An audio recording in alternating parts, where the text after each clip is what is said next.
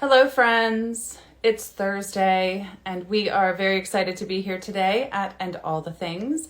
My name is Michaela. I am your joy coach. I work with individuals and groups to help empower the finest and shiniest parts that need to be a little bit refined so that they may shine brighter out into the world. One way I do that is by inviting people into the space here on Instagram, where I started a little podcast. The whole goal of this podcast is to be able to shine a light on those people in my life, out in the world, just like you and me, who are using their gifts to grow, change, and serve. So today my guest is really exciting because I'm flipping the script a little bit. Today I will be inviting in the one and only Carla Daley, who is the Keeper podcast. She is a divine and bright and joyful human being, and I am very excited to have her here with us today. Hello, Carla. Good morning. How are you today? I'm very good, thank you. How are you, Sunshine? Good. I am doing great. I love it. Thank you for bringing the sunshine today. Frame of You're reference, welcome. it's a rainy New Jersey day, and Carla is always one to bring the sun. So how are you on this wonderful day? I am feeling pretty fantastic. It's a pleasure. Thank you so much for inviting me to spend a little bit of time with you today. Appreciate you, Sunshine. Well, thank you. Thank you. I figured Carla has been wonderful to me. She has hosted me on her podcast 3 times. She's had me as a guest. And at the welcome, I did the welcome for your virtual women's conference last summer.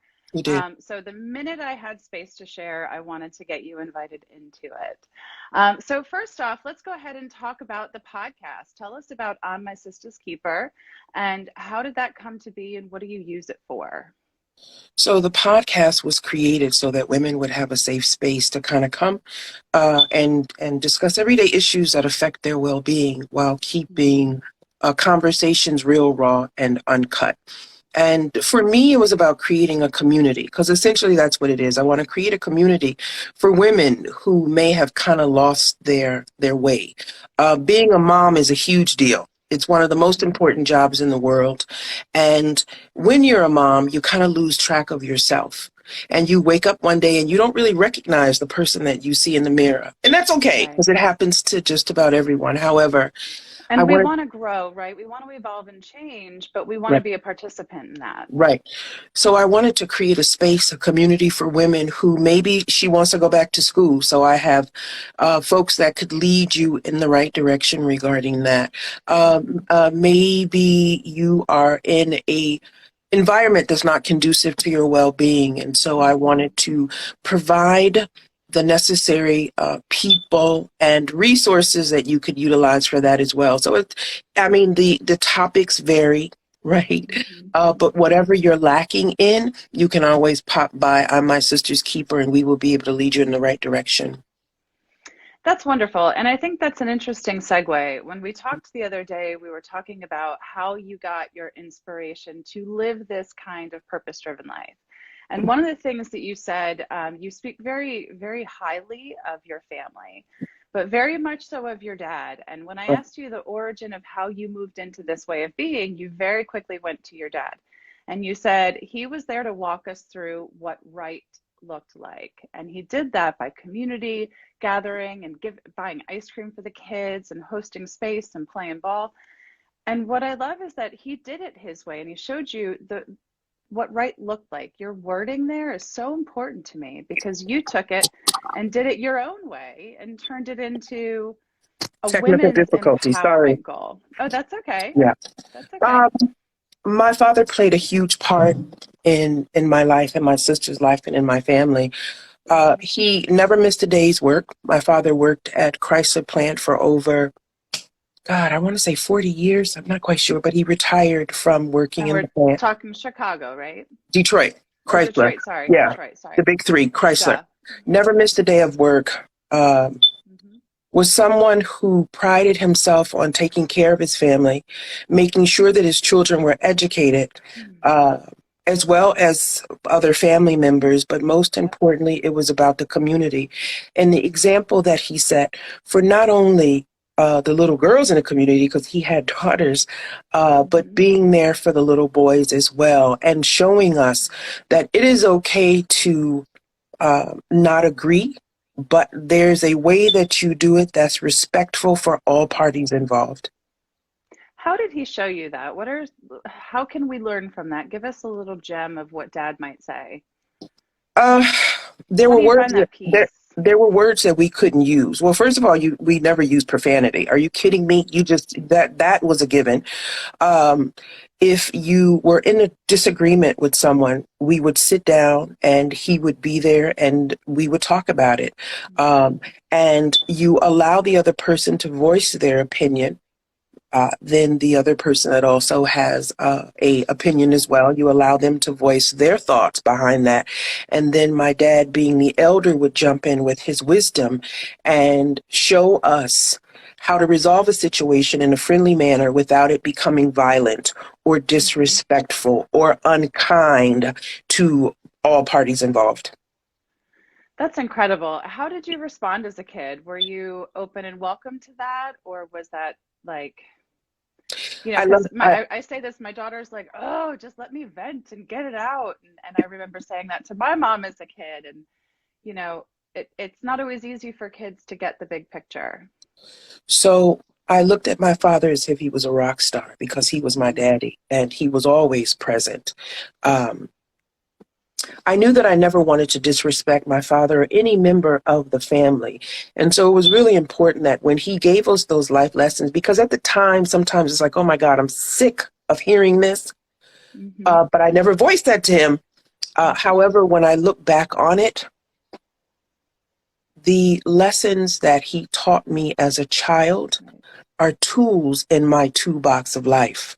And so I came to New Jersey without any family. Well, actually New York because I went to college, but not really having extended family here was hard for me, Mm-hmm. extremely hard.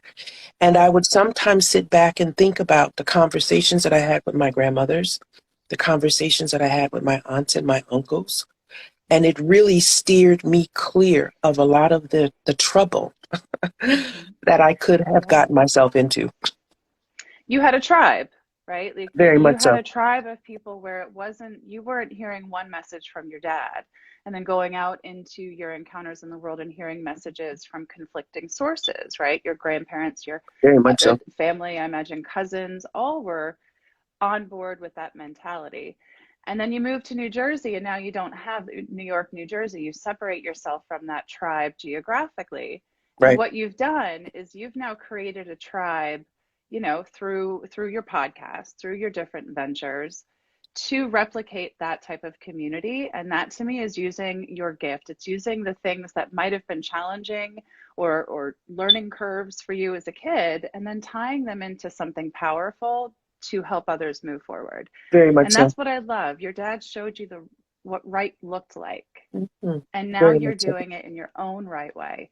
So to me that is your gift, and you just continue to be sunshine and sunlight for people.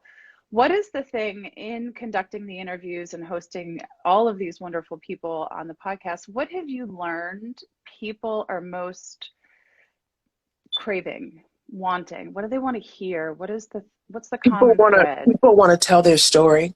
They want to feel like their experiences are useful, Mm-hmm. helpful, and that they have a platform to shine. Because unfortunately, some people don't. And by me giving them a half an hour to 40 minutes Right. to an hour, they're able to feel good about themselves because they were able to tell their story the way that they wanted to tell it, from their point of view and not from I'm someone else's point of view. I'm getting a little emotional as you say that. I remember thinking, "Oh my gosh, somebody wants me on their podcast?" Like I mean, I literally checked it off my bucket list and I felt like I was I so remember that. special, I right? Like remember I was that. like, "Carla, this is a bucket list item." I remember So that.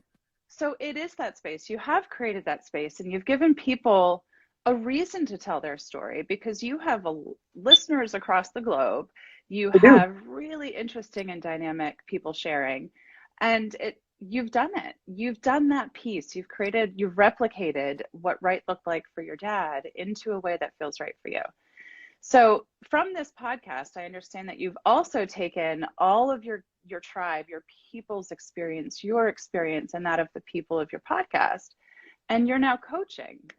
I love I that. am. I've been Can you tell us coaching. about that? Yeah, I've been coaching for years, honestly. You know, coaches Oh, coach good. for years and not necessarily have the title of a coach.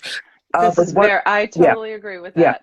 I But totally once agree with again, I that. have to thank my family because, like I Mhm. said, the tools that they gave me in my toolbox of life have Right. been extremely helpful when speaking to others who may be faced with a difficult situation. Now, mind you, sometimes they're things Yep. that are much bigger than me, right? And so we lead those folks to the resources that they need. But I love it. I absolutely love it. And when you talk about passion, that has always been my passion. My passion has always been to empower women. And I'm not leaving the gentleman out at all. I'm not leaving the gentleman out. Yep.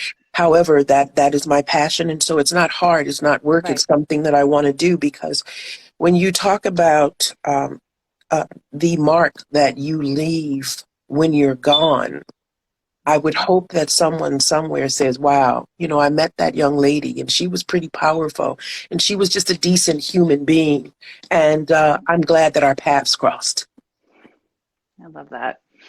What do you think, when you think about the impact of Carla Daley on the world, right? And we think about women's empowerment, one step beyond women's empowerment, what do you think you're leaving as as your takeaway, as the thing to say, we've got to look a little closer at this and maybe we can all heal, if you have one? That's really deep. That is really deep. I know the level of conversations you're having, and I know the way that you think. And, there's just so many parts to you, because it is women's empowerment. But I feel, and maybe this is where I'm leading you, I feel strongly that when we do empower the women, and I'm not leaving the men out, but Yeah, when we do empower the women, it radiates further, stronger, faster outward, right? Like, look at what you did for me to put me in the spotlight and to give me that space. You empowered me. But now, because I had that experience and I knew the world didn't end if I made a mistake with something I said, I've created a space to now do the same, right? And I see you being that seed planter for people and giving people lots of opportunities to move forward. So I don't want to answer the question for you, but I see your ripple effect. yeah. And it's lovely. And it's Um, not just about the one goal of empowering women, because it's so big. it is so big. And sometimes I have to kind of sit and think about, you know, the lives that I touch and the lives Mm-hmm. that they touch. For me, it's really about just simply being my sister's keeper. No matter where you're at, no matter what type of conversations we have or jewels that you pick up from Women's Empowerment Conference or Yeah. from hanging out with the folks at my nonprofit, Ladies of Etiquette, whatever the case may be, make it a point to love on someone else. Make it a point Mm-hmm. to ensure that you listen to those around you and that you love people who love you back and you let them know that. Because tomorrow isn't guaranteed. It's not promised to any of us. But the No, small things that we do can really make a difference in someone's life. And that's really what it's all about. It's just about the small things that add up to a larger thing. It's like a penny in a jar. If you have a jar and you place a penny in it every day, you're like, oh my God, I have 3 pennies. What the hell can I do with this? But yep, after a year's time, a year and a half, 2 years, you have more than 1 penny in a jar. And then you'll be amazed at what you could do with those pennies. But you have to with all start those somewhere. pennies. Yeah. And so, what would you, outside of your family, who have you learned to invite into your tribe to help keep that conversation, that positive drumbeat alive? How did you replicate, or if you were able to, um, building that family outside of your birthright, that space you were born? So we have to really thank the internet, because the women that I've met and men that I've met on the internet, our paths would have never crossed. So we thank God for social media. Okay, one. I went to When it's school. used wisely, Oh, right? absolutely, absolutely. When it's used for good. With I some went to discernment. school. Yeah, I went to school with a lot of wonderful people that I'm still friends with to this day, who are Awesome. doctors and nurses and psychiatrists. And these are people that we used to just hang out and eat burgers together. Yeah, people just And like you and me, right. And so I've always kept in touch. We're truly friends. And so they know what I'm doing. And if I call them in the middle of the night and say, listen, this is what I'm thinking and this is what I need you to do, it's never a situation where, Carla, I don't have time. Even you, I'll call you and say, Kayla, I text you, Kay, sunshine, I need you. And you're like, okay, what day and what time? And so that is the type of relationships that I've built with these people. So it's not hard. And then social media. I'm on social media, and I met a wonderful chef from Atlanta who grew up in Alaska. And she would post all these fabulous pictures of her meals, and I would comment and say, my God, if I lived in your community, I would be at your house every night with my plastic bowl, with my plastic dish. And we became friends, and now she's a part of the movement. And so it's just really about keeping in contact with those that I loved and reaching out to folks on social media and having them respond back in a positive manner, which is fantastic for me. Right. And I think that speaks to something that comes up a lot in my conversations, is that you are being your authentic you, right? You are showing up as you with your true value system, your clarity. You know the parts to let in, you know the parts to let out, which has taken work. That has been work on your part, long time work, I'm sure. Very much so. Right. But if you showed up inauthentic, your experience on social media and with those people that you've maintained these relationships with would be different. I answer you when you need me, because you're going to answer me when I need you. And absolutely, even if it's not reciprocal, even if it's not a 1-for-1, I'm still going to show up for you because I support the work you do in the world. I need you to continue shining your light because we need a ripple effect, right? Absolutely. So it's having that, showing up as you. Has it always been easy in this way to show up as the authentic Carla, or has that always been easy, or has it been a struggle? What's your experience there been? No, it's been a struggle. Are you kidding me? As a young girl, obviously I have family members who empowered us to, yes, you're beautiful, you're bright, and you're brilliant, but you don't always see that about yourself. I don't like my hair. Not I don't when like, the world is telling you everything else. I don't like my hair. I don't like my weight.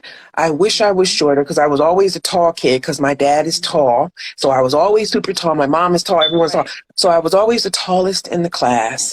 I didn't like my hair. I didn't like my weight. So there were some struggles there. And I didn't feel comfortable in my skin until probably the age of, I don't know, maybe in my 30s, maybe. Okay. Or I really just didn't care. That's better than a lot of people, right? So it's okay. It's okay for me, because in my 30s, I was finally comfortable in my skin. So, I'm not the type of girl who necessarily their nails match their toe. Like, I don't have time for that. No. I'm just free being me. If you see me and my colors are not necessarily colors that you would put on your outfit, that's cool, right? So be it. But I'm just me. What I loved was the program Sex and the City and Carrie Bradshaw. Like, she was really my hero, because she was someone that represented the girls who did not want to conform. She was a fantastic, beautiful person, but she did not conform. And so watching those type of programs really led me down the road of being comfortable with myself. And so now, what you see is what you get. So how do you take that? Because I think I know the answer. How are you? I'm imagining you having conversations with 15-year-old Carla and saying, girl, just wear the tutu or whatever it is that you want. Your hair is great. Roll with it. How are you today working with younger versions of you to help change the trajectory and the mindset they hold? Well, so I have a niece. My brother has 3 daughters, and the oldest one is so much like me until I can't believe it. I mean, she likes the things that I like when I was younger, and her demeanor and her everything is so much like me. And so I have conversations with my niece. I've always spoken to my niece because she's come to me and said that the kids in school teased her and that she didn't like, whatever the situation was. Right. And so I've always kept open dialogue with my niece, and she kind of fills me in to what's happening for those that are younger than I am. And so she has Okay. been an inspiration to me so that I'm able to deliver a clear and concise message to the younger Carlas of the world. And how do you use your nonprofit Ladies of Etiquette to support that goal? Or if they're aligned, I think they So are. essentially, Ladies of Etiquette was created so that we can empower inner city young girls with the tools to make better choices in life. Mm-hmm. A lot of times we're on social media and we see behavior that's not very ladylike, but unfortunately, when you know better, you do better. And some of these young ladies have never been introduced to what right looks like. Now, I'm not saying that, they're not parents that are good Right. parents. We're not talking about those folks. We're not bashing those folks. Right. We're talking about young ladies and men who maybe don't know what right looks like. And it's important that we start with them young so that they're given, once again, the tools to make better choices, Mm-hmm. because to whom much is given, much is required. And how do you work with these girls? What are some of the topics or strategies that are being offered to help them open their perspective to changing the course of their life? So a Because lot of, that's again big for a yeah. younger kid, um, but it's so critical, and that's the time. That's where we have them. So, what does it look like? So a lot of it essentially is, first you have to have fun. You need to break bread. You need to make people feel comfortable. The kids have to feel Mm-hmm. comfortable, because if they don't feel comfortable, they're not going to share. Mm-mm. So it's Yep. about creating really fun activities, going to the museums. I love, love, love New York City. Uh, I Hanging out love in New that. York City and just showing the young ladies that there's so much more than what you see. And Yeah. it's really just a train ride away. It's just a bus ride Yeah. away. Introducing them to some of my fabulous friends, right? Mm-hmm. And making sure that, once again, I create an inviting situation, a surrounding. Once we get over that hurdle, then it's about listening to the young ladies and what they feel they need to be successful. Some of the topics were, they have no idea how to boil water. They have no idea how to make tea. They have no idea how to Hmm. sew buttons. They have no idea how to Right. boil eggs. This is basic stuff. They have Basic no stuff. idea how to wash clothes. They Right. have no idea what happens to their bodies monthly. Like, Right. And it's not that these are the only things that are going to be important and help them learn right, how to discern right, what to do in life, but it starts, and this is in my coaching practice. It's what can you do today? What can you right, learn today that you right, didn't know yesterday? What can you right. try? That's a low risk scenario to try something new. So boiling, I have to Google how to boil an egg. I'm not gonna lie. Like I get so stressed out about the timing and the water and the ice and I want it to be No. perfect peel. So it's like I can appreciate that that's a life skill, and not that my mom didn't teach me, but it it's an obstacle. I can't explain it. It's the But strangest part. it's interesting But though. it's important. It is. And it may not be, like the top five things that we need to discuss at Right. present, but it all adds But if up. it's It's like on the their penny. mind, It's like the penny in the jar. It all adds right. up, because you need to be able to eat. And unfortunately, some folks, their parents are working literally around the Right. clock to Yep. make ends meet. You have to know some of the basic life skills in order to move to the next level. Hmm. So we talk about lots and lots and lots of subjects, and I bring in folks who specialize in subject matters. Once again, it's a fun environment, it's a safe Hmm. space, and we kind of meet them where they are. And that's the thing, right? Because if we're meeting people where they're not, where we want them to be, or where they perhaps used to be, we're never going to get the right data, if you will, the right No, not at all. resources to use those tools. Yeah, So the vulnerability piece that you spoke of in the beginning and building that trust and making it fun is critical to any kind of growth or change for an individual, for very an much. organization in any way. So if I or someone I knew or someone listening wanted to start a nonprofit in the way that you did, because that sounds like a really big, scary, audacious thing to do. What are some, like, one or two tips to just starting, or how did you get clarity on what you wanted to do with your nonprofit? Well, once again, Because, I always knew that it was about empowering women. mm-hmm, Growing up and watching my family feed those who were hungry. If you stopped at mm-hmm, one of their homes, you were going to get a meal. I mean, just mm-hmm, kind of honing in on what was important to you. mm-hmm, And once you're no longer here, what type of mark do you want to right, leave behind? What is your legacy? And I always knew it was about girls, right? And mm-hmm, so I had to figure out the age group. I had to figure mm-hmm, out what type of message I wanted to deliver. I had to create a name. And so that was a mm-hmm, huge deal. Um, how much time will you be able to spend? Who's going to yep, be the treasurer and who's going to be the secretary? All of those things. And once you get that together, then you have to start creating and filling out the proper documentation to do so. So it took me a while. This is not something that mm-hmm, happened overnight because it didn't. And there was an agency that I was working with that helped me create okay, my nonprofit. But if I submitted something that didn't make sense or wasn't right, mm-hmm. then this woman, would tell me, let's work on this again. We got to fix it because it's a very rigorous process. It is. You don't get nonprofit status No, just by filling out a piece of no, paper. It is no. a very rigorous It, process. it it So, took me a while. It took me about 6 months to a year, honestly.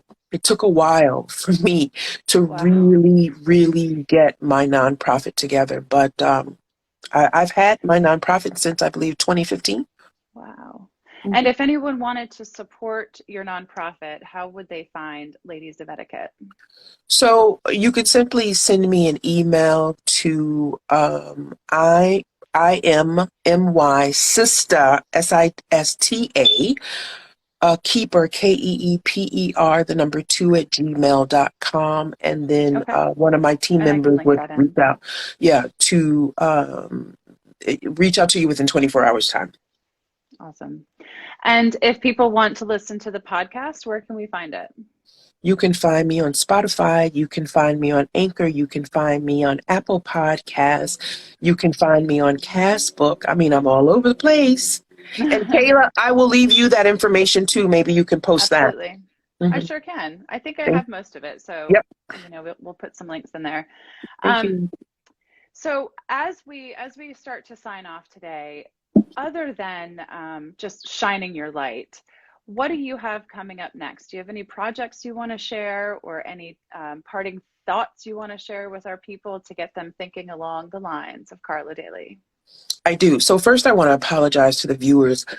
I have some type of bug in my computer, and my baby cousin Dylan, who is cybersecurity, has joined us, and he is Oh, working nice. remotely to fix this computer because I'm ready to throw it out of the window. So I am doing this live on my phone, but I had to. You're great. I had to show up because you You invited me, showed up. and there's no way that I wouldn't be here for Hey, you. listen, and I love you for that. And we talked about that in one of our podcasts. Yeah, I I asked have you to show something that up. was important. You said it's just showing up. It's just And showing so up. I thank the viewers for, me using my phone and not my PC, but my baby No, you look cousin, great. he's working on it. Cybersecurity. He's cybersecurity in Chicago. He's working on it. So You got kisses a to baby you, baby cousin.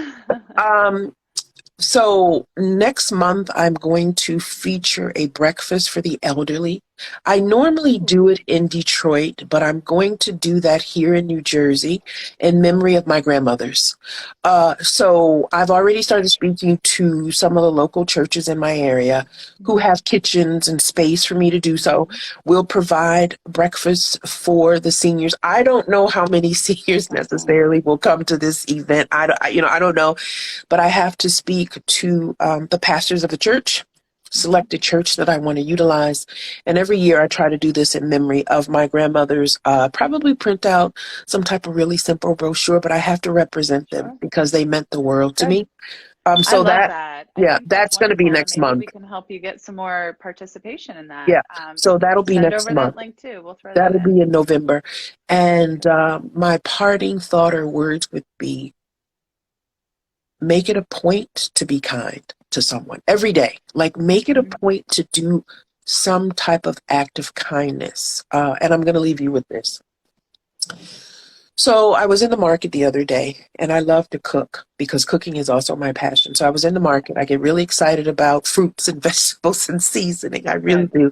I was in the market, and there was a woman in front of me with her daughter. She was a teenager, maybe like, I don't know, 16, 14. I'm not sure. But she was a big girl. And they were in front of me, and they had a handful of items. The mother said to the daughter, listen, we have to save $10 because we have to take a taxi home. And so essentially, I'm assuming she had $30 to spend. As the cashier rung her, she realized that she didn't have enough money and she had to put some items back because she needed the $10 to take the taxi. When she told her daughter that, her daughter started to immediately cry like, Mommy, we need milk. We need the eggs. We need the bread. So what did I do? I told the cashier, I got this. I got this. And the lady looked at me and she said, but I don't know you. And I said, it doesn't matter. It doesn't matter. She said, but why are you helping me? I said, because I'm my sister's keeper. Because it matters. That's right. Because I'm my sister's keeper. She said, well, how do I repay you? I said, you'll probably never see me again. Kind. But what I need you to do is pay it forward. So if you're in a market, in a store, and someone needs something and you're able to afford it, then you do that. That's how you repay me. So those are my parting words. Don't start because I'll start to cry with you. We're not going to do that today. We are not going to do that. I know that this is how you live. This is your penny in the jar. It is. Right? It like is. That, like whatever that cost you, that's one of your pennies in the jar. And that's why I know your jar is overflowing. So keep shining your light, keep being the sunshine. Thank you to everyone who joined us. Be kind. Be kind to yourself, be kind to your neighbor, be kind to the strangers. And if you need support in that, coaches like Carla and I, and so many others, you have your choice, right? But we are here to help figure that stuff out, help navigate those bumps and bruises so that we can continue putting coins in our jars. So follow along every Thursday at 12 at My Joy Coach. And Carla, you are a delight. Thank you so much. And Love I'll check in you. with you soon. Adios. Bye.